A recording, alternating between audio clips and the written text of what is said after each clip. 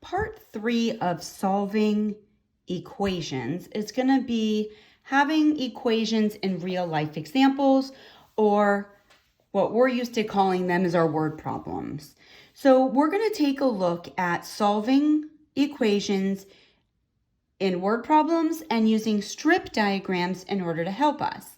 This right here is called a strip diagram. We have our parts and we have our whole. So let's go ahead and read this example. This box is going to help us take our notes as we read. So we have Kent had a collection of CDs. He gives 5 CDs to his brother. So that's our first piece of information. So we want to write 5 equals B. So 5 equals to the brother. That's what he gave away. He then has 8 CDs left in his collection. So we want to also put a note here to remember that he started with question mark, because we don't know how many he started with, but he gave 8, and we want to make sure we also take notes on that he has 8. So he has 8 left, he gave 5 away, we don't know how many he started with. That's where we are right here in our reading. How many CDs did he have before he gave some to his brother? So this right here, what did he start with, is our question we're trying to solve. So these two combined is what he had. So let's go ahead and down to step 1 as using this information to put into our during reading information to put into our strip diagram. So we drew a strip diagram over here, and we want to put the missing labels in.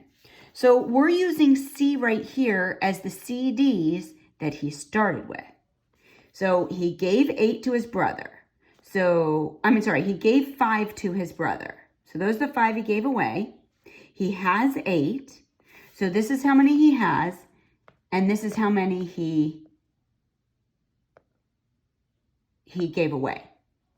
So if we look at the equation here, modeling, taking this right here to an equation, what the book is showing us we might do is say C minus 5, the amount he gave away, is going to give me 8 left.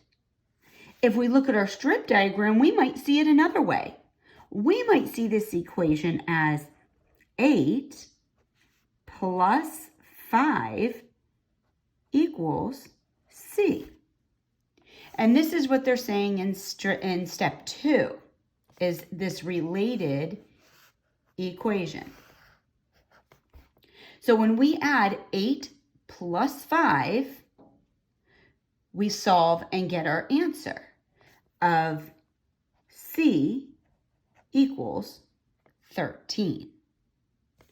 So Kent had 13 CDs before he gave some away.